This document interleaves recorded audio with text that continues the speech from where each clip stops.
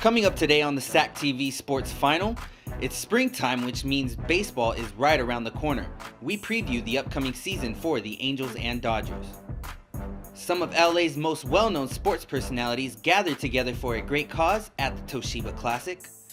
And special guest Tom Bateman stops by to update us on his movement of bringing back the LA Rams. All that and more coming up on the Sports Final.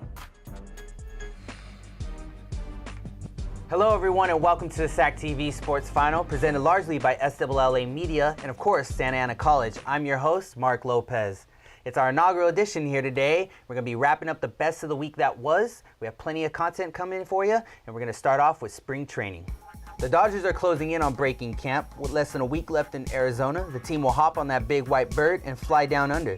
The opening series in Australia just 11 days away. Don Mattingly has named Clayton Kershaw and Hyunjin Ryu the starting pitchers for those two games. The season is certainly approaching fast, and I got the opportunity to sit down with Phil earlier in the week and discuss all things blue. All right, sitting down with the Mango Man, Phil, about to talk all things Dodgers. Phil, Baseball Prospectus has the club winning 98 games this season? Yeah, that's a lot of wins, and it's a little bit strange because usually these advanced statistical projections are fairly conservative. Usually a team that wins 98 games, probably a 92-ish projected to win team, and they have a lot go their way. So, yeah, projection-wise, that's a lot of wins. Okay, so this says a lot then, right? Well, it does, but you kind of have to understand it. They're just so talented, Mark. They have above league average position players at virtually every single position. They were a 92-win team last year with everything going there wrong for a couple of months. So you might say, hey, well, maybe they're a 92-win team again, and they have more things go their way. Wouldn't expect 98 wins, but the theory of it, yeah, I understand it. Okay, so heading into the season, certainly not a lot of holes on the team. Right. Some would say there's an overload of talent. I'm talking about what is far too often talked about, and that is the outfielder situation. Right, but for me, that's not an issue, at least not yet. There were 100 games last year started by outfielders not named Matt Kemp, Carl Crawford, or Andre Ethier. Also, two of these players aren't even going to Australia. They're not making that trip. Matt Kemp is barely running in his rehabilitation. So for me, this isn't an issue, and it's never an issue having too much talent. Who becomes the odd man out? Well, if Puig's healthy, he's playing, and if Kemp's healthy, he's playing. Those two are basically givens. Now you have a situation between Carl Crawford and Andre Ethier. Neither of them are an ideal platoon situation because neither of them can hit left-handed pitching. So you have a situation where if Kemp maybe needs to be spelled against a tough righty, well, Ethier can play center field. Crawford's exclusively a left fielder at this point. So Ethier's versatility really comes into play. If there's going to be an odd man out, it's probably Carl Crawford. Okay, and can you give us one concern for the team? I would say middle infield depth. I don't like letting Mark Ellis go. I don't like letting Nick Punto go. I understand they wanted to get younger and more athletic. They sort of did. They got some young international free agents up the middle. I'm not so sure they got better, though. I think that might be one cause of weakness along with the bench. We'll get into the Angels as well a little later in the show. For now, let's shift our attention from pro sports to some up-and-comers. Just under a year ago, two local skateboarders took $400 in JCPenney gift cards from the Ellen DeGeneres Show and turned them into clothes for an underprivileged family. Now the two are taking to local skate parks and teaching youth camps. Over the weekend, our own Ryan Whitehead caught up with the group in Westminster. Skateboarding, long associated with vandalism and other reckless behavior, the sport has faced challenges in ridding itself of a less than favorable reputation. Recently found program, Intro to Skate, is looking to change that and advance skating as a vehicle for life lessons and character building. I founded Intro to Skateboarding about 8 months ago, and so I'm the founder, and what we do is youth development through skateboarding. You know, we give skate classes, clinics, so we teach kids how to skate, but to take it a step further, we wanted to teach kids just how to be better people, do a lot of team building, a lot of just exercises, just to kind of prepare the kids for the real world, The way the guys mentor the kids and pump them up, and it just provides a really good base self-esteem for the kids, and they love to do it, and they love to watch the teachers skate because they're so good. It takes a lot of practice. And you can bet the instructors love watching the kids. Seeing these kids learn these tricks all over again, it feels like I'm learning them all over again, and the excitement when you're that young and learning tricks like that, it's just, it's so awesome to see it and feel it all over again. So it's definitely been more rewarding probably for me than the kids almost, because it's just so awesome to see it.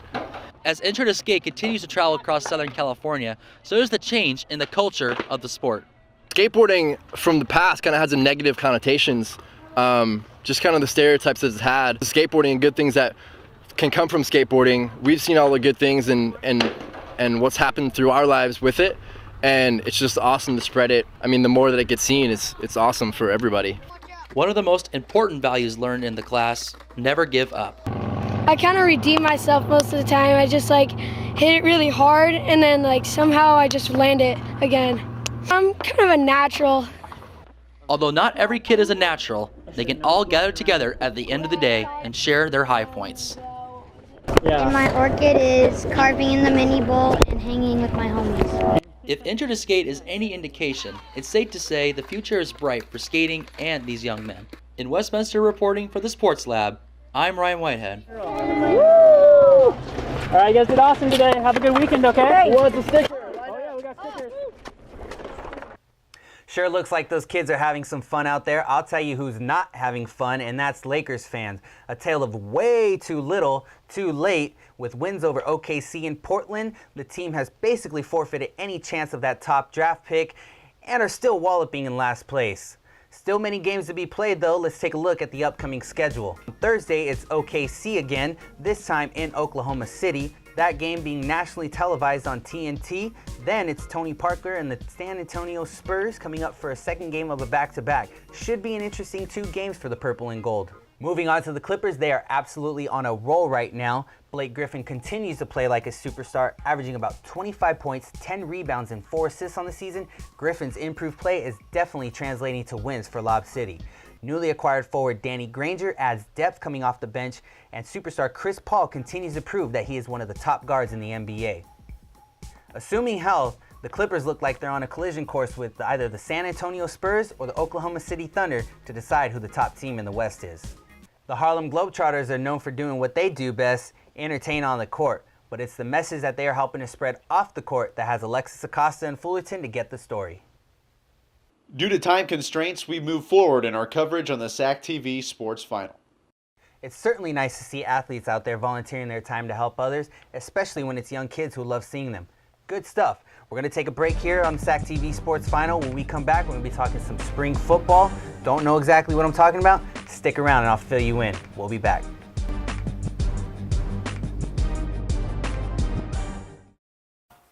For 20 years, the NFL has eluded the LA market. Now it is the AFL who will do everything in their power not to dilute it. Members of the media gathered at the Honda Center this morning to witness the introduction of LA's new arena football team.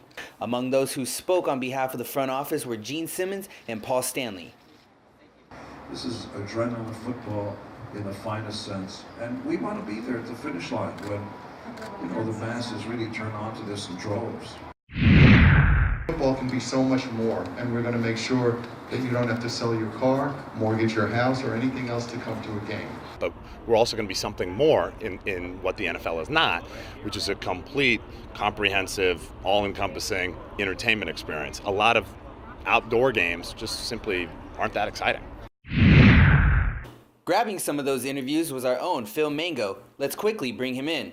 Phil, what did you take from KISS Media Day? Yeah, Mark, it was kind of a bizarre atmosphere out here, actually, and not in a bad way. The KISS are clearly marketed as an entertainment brand, not just a football team, and it was evident out here today. You had all the cheerleaders and the rock stars, the glitz, the glamour, and of course, superhero players, as Gene Simmons put it, so should be interesting to say the least. All right, Phil, thanks. You got it. The KISS should be a hot ticket. The AFL doesn't quite get the credit it deserves. Certainly some excellent athletes out there on the field, and we look forward to covering the upcoming season. Now, no matter how well the AFL does not negate the fact that we are closing in on 2 decades without the NFL. Tom Bateman of Bring Back the LA Rams joined us earlier in the week. We're going to have that interview for you coming up in our final segment. Moving on to some high school sports. In the CIF Open Division Finals, Modern Day's boys basketball team was able to knock off Chino Hills by a score of 44-48. Both schools got a chance to shine under the lights at the Honda Center, with the Monarchs notching another win and improving their record to 31-0 on the season. St. Augustine High School will be the team's next opponent as they continue on their championship quest. Out on the baseball field, teams are preparing for the start of the season, and the LA Times has revealed their top teams for this year. Rounding off the top 5 are J. Sarah, Mater Dei, Huntington Beach, Los Alamitos, and Harvard-Westlake coming in as a top team for 2014. We will keep you updated throughout the course of the season. And onto the ice, where things are trending differently for Southern California hockey fans. Trending up are the LA Kings, who are currently on a hot streak and have won 8 straight games. Thanks to an increase in offense to pair with a solid defense and goaltending, LA has gotten things turned around at the right time. On the other hand, the Anaheim Ducks, the hottest team in the league for the majority of the season, have cooled down recently. Dropping 3 straight games in 6 out of their last 10, Anaheim has lost the top spot in the NHL. Lost opportunities on the power play and sloppy turnovers leading to opposing points are just some of the things the Ducks need to clean up before the playoffs arrive. And back to Arizona, this time in Tempe, the Angels are gearing up for a season where they hope to return to the playoffs for the first time since 2009. I sat down with Phil again this past week, and we got to talk a little Angel baseball. Okay, Phil, let's go ahead and pick your brain a little bit. Tell me about the Angels. What are your expectations for the team this season? I think the Angels will actually be a little better than people give them credit for. You look around the diamond, they're still a very talented team. They're just probably not as balanced as they'd like to be. Pujols and Hamilton aren't far removed from being impact guys. Trout is the reincarnation of Mickey Mantle. Solid offense from premium position up the middle. The scary thing is, though, offense was not the problem last season. For all the issues they had, Pujols, missed a lot for the plantar fascia. Hamilton broke his own records for swinging at balls out of the strike zone. They were still 7th in Major League Baseball in offense. It's going to come down to whether or not they can pitch. The Angels were 24th in pitching last season. Now, granted, that's just simple ERA, but it's sort of the same story again. Weaver, one of the best pitchers in baseball. Wilson, pretty darn good himself. But after that, what do you have? Joe Blanton's just bad. And then Skaggs and Richards, guys like that, are not proven commodities. I actually like what the Angels did in the offseason. I think they did a fairly good job. They got rid of Mark Trumbo. They traded Mark Trumbo for some young pitching, and I think that was a good move. Otherwise, they bolstered their bullpen a little bit, so they improved. It's just really hard to undo the wrongs that they've done over the past year and a half. The Angels don't seem to. They go out and they sign Albert Pujols to one of the worst contracts in the history of sports, if not the worst contract in the history of sports. They follow that up by trading Gene Segura and other top prospects for Zach Greinke. They don't retain him. So it's sort of this thing where you have no idea what they're doing. Start talking about Napoli for Wells, surrendering draft picks for overpriced free agents. The Angels are the only team in baseball without a prospect on the top 100 list. They need to figure out something fast because they have the best player in baseball, yet they're treading water because they made such terrible decisions over the past year and a half. Okay, so you've gone over some of the things that are going to haunt them from their past, but looking at this season, can they make the playoffs? I think they can make the playoffs. I don't think they will. The A's are a better team. The Rangers are probably better too. When you start talking about the wild card picture, well, you're going to deal with one of those teams. Then you got to deal with the AL East. I think the Yankees have improved themselves. The Rays are one of the best teams in baseball. Even the American League Central, the Royals are getting better. The Cleveland Indians had a good year last year. So it'll be an uphill battle for the Angels to make the playoffs. It shouldn't be, but it is. I don't think they're going to make the playoffs, Mark. Okay, well, great stuff. We'll definitely be keeping up with the Halos throughout the season. Oh, of course. The Angels may be off in Arizona, but the Champions Golf Tournament is making itself right at home in Newport Beach. On Tuesday, our own Phil Mango was out there to catch some of the pre-tourney festivities. Springtime in Southern California rarely changes. Just as the clocks move forward and the palm trees in bloom, the Toshiba Classic returns to Orange County. Fred Couples now with a 3-shot lead at the Toshiba Classic. Since 1995, the Champions Tour has crowned 19 senior victors, every one of them at Newport Beach Country Club. Tournament week unofficially teed off today with a charity skills challenge presented by ESPN LA. Esteemed alumni from both USC and UCLA battled it out to raise money for Hoag hospitals. This tournament is a great example of what golf can do for communities. I mean, Hoag is now the primary beneficiary for all the money these guys raise, and that hospital has saved the lives of probably over 100 people that I know. This is where my community has always gone, so this was one I wasn't going to miss. It's a lot of fun. We're all very blessed to have the jobs that we have, to be able to give back, and when people get into positions of giving back, that's what we all should do, especially when it helps hospitals, it helps young kids and things like that. There's no better feeling than that. Of course, it also feels pretty good to win, and that's exactly what UCLA and Jim Hill did. It's even cooler because we won. Because if you win, you have bragging rights. If you just look around, look, you see everybody who was on the winning team is bragging. Team UCLA's name, $50,000 to the Marion Dick Allen Diabetes Center. That's awesome. Not all was lost for the Trojans as they contributed to a tremendous cause and even took home some vintage Toshiba products. The real players get after it on Friday, so will we, bringing you all the sights and sounds from the 20th Toshiba Classic. For now, in Newport Beach, reporting for SAA Media, I'm Phil Mango. Good stuff, Phil. We're looking forward to the tournament, and again, that starts on Friday. We're going to take one more break. We interview Tom Bateman to bring back the LA Rams, and we'll have that interview for you when we return.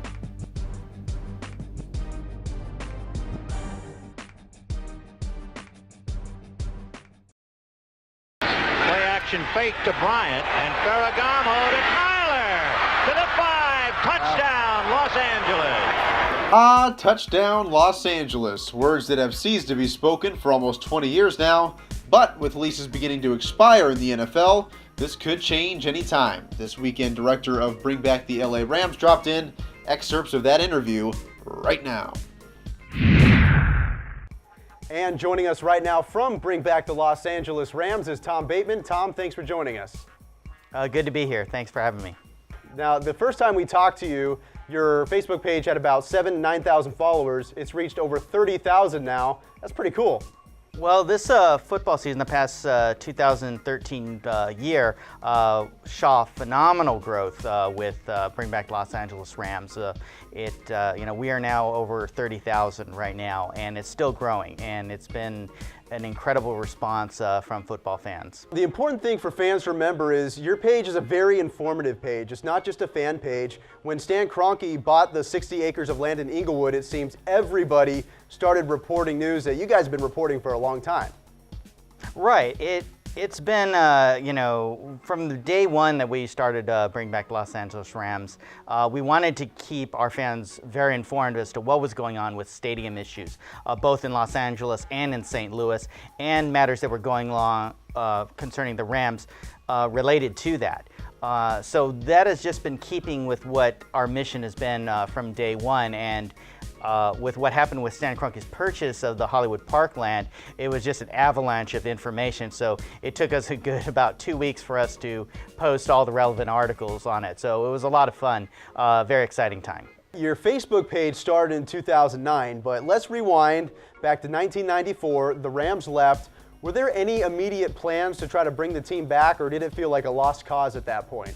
Well, at that point, I think it was like a divorce for Ram fans, a very bitter divorce, and it was the team had moved. The team had moved to St. Louis in 1995, and there really wasn't anything that Rams fans could do about it. And I don't think that there was any initial idea that the Rams would ever return. I don't think anyone really entertained the thought that the Rams would return to Southern California until the stadium issues started coming up with the development of the stadium projects in City of Industry, Farmers Field. That's when people started really entertaining the thought that the Rams could come back. Southern California has a lot of transplants, a lot of leftover Raider fans, a lot of people that have even forgotten that the NFL existed. How are you guys received in the community when you go out with all your Rams gear?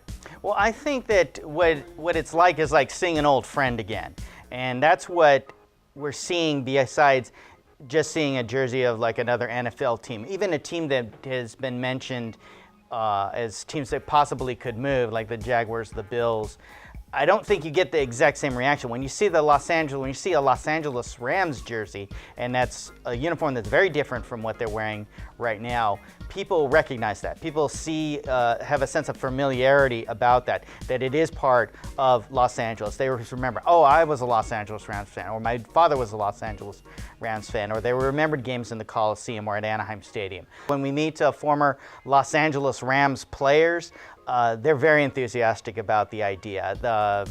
One of our biggest supporters is Eric Dickerson, who, he's a Hall of Famer, and he hangs out with a lot of other Hall of Famers. So there's a familiarity there that doesn't exist when you bring about the subject of other teams. You're obviously received well in the Southern California community, as you just said. Are the Rams aware of you? What about St. Louis? Well, they certainly know about us. We actually have been on St. Louis media on radio shows, and their message boards certainly know about us. The Rams organization, they know about us, and I think I'll just leave it at that. All right, that's going to do it for the SAC TV Sports Final. Thank you again for hanging out with us for the past 30 minutes. Until next time, I'm Mark Lopez. Goodbye, everybody.